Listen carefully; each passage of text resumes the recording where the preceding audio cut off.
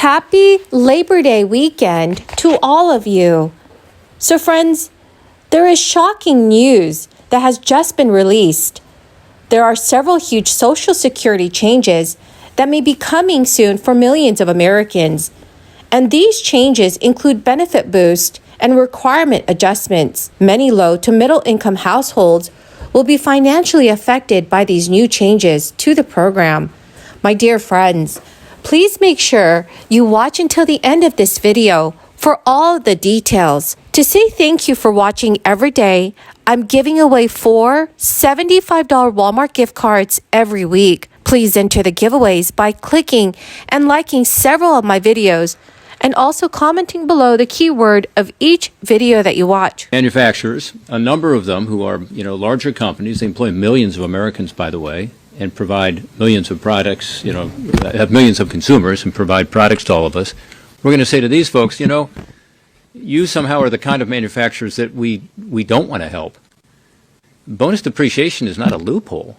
It's a considered policy of the United States Congress, the House and the Senate, to try to encourage us to have more investment in America, therefore more economic growth and more jobs. And again, we're not even at the halfway point in terms of what other countries do. The UK does a lot more than we do. And when manufacturers are trying to decide where they're going to put their next plant, they look at this. And I really believe when you look back at what happened in 2017, perhaps the most effective thing that was done, and remember, it lowered the rates for businesses, but it said to businesses, if you come here and invest, you can get an immediate write-off. So expensive equipment, let's say that might go into a fab to make semiconductors. I mean, isn't that something we want to encourage? So it's not a loophole, it's a tax policy. If we were responsible... According to the Senior Citizens League, there could be a Social Security increase of nearly 10% in 2023 to keep up with inflation. July's Consumer Price Index reported that inflation was up 8.5% over the past year. This has made it more difficult for people who are living on fixed incomes, such as those relying on Social Security benefits to survive. The cost of living adjustment, or COLA, for 2023, when it is released, will be based on third quarter data from the Consumer Price Index for urban wage earners and clerical workers. The COLA announcement for 2023 is anticipated to be around October 13th, after the September CPI report is released. If the September CPI report shows higher than expected inflation, there is a possibility that the 2023 COLA will go up to 10.1%. If the COLA goes up by 10.1%, it would be the first time it has reached double digits since 1982, when the COLA hit 11.2%. Social Security recipients received a 5.9% COLA boost in 2022, which was a substantial increase from the previous 2 years. According to the Social Security Administration, the average monthly benefit as of July is $1,544. A Minnesota Democrat is pushing Congress to eliminate federal taxes on Social Security. Democratic Representative Angie Craig recently introduced the You Earned It, You Keep It Act to repeal federal taxes on Social Security benefits for all retirees across the United States. Representative Craig told reporters eliminating this tax will help Social Security benefits go further and ensure that American retirees have all the resources they need after a lifetime of hard work. The cut would be paid for by raising the payroll tax cap to $250,000 a year or more. Currently, wages over $147,000 are exempt from Social Security payroll tax. The bill has not been introduced in Congress yet, but would face strong opposition from House Republicans. So dear friends, what do you think the COLA should be for 2023? Please let me know what your thoughts are in the comments section below. Friends, the keyword for this video is hibiscus.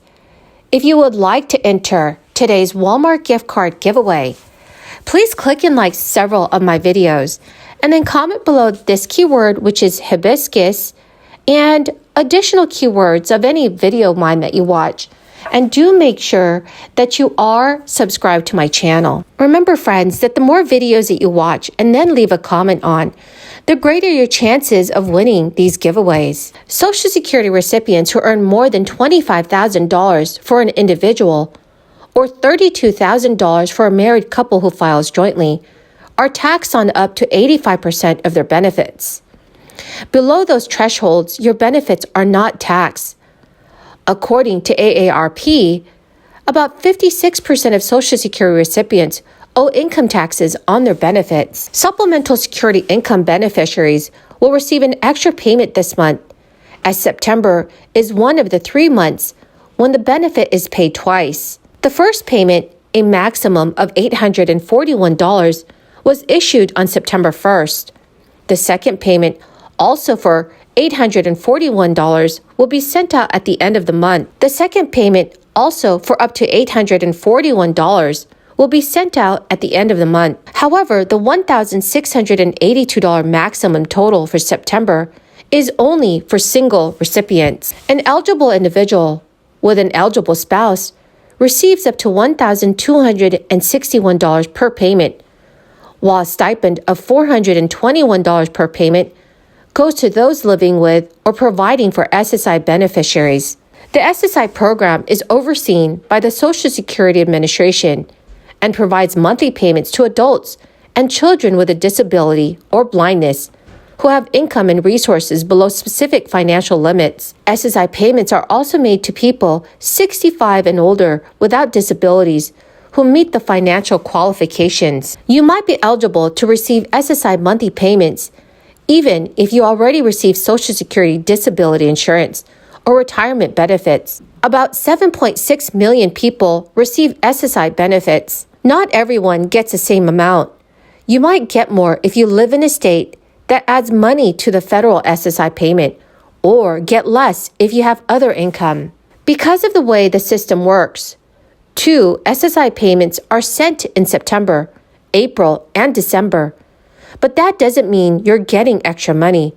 It is to make up for the 3 months that no payments are sent out, which are January, May, and October. According to CNBC News, most of the program's beneficiaries are within 150% of the federal poverty level. Beneficiaries who live in states that supplement SSI might get above the federal poverty level, but most beneficiaries struggle financially. So friends, what are your thoughts on these, and what do you think our government needs to do to make SSI better? Well, my awesome and amazing friends, that is the end of my daily stimulus update video. Thank you so much for watching every single day. I greatly appreciate all of you friends. Thank you and have a wonderful and blessed Labor Day Monday. Thank you.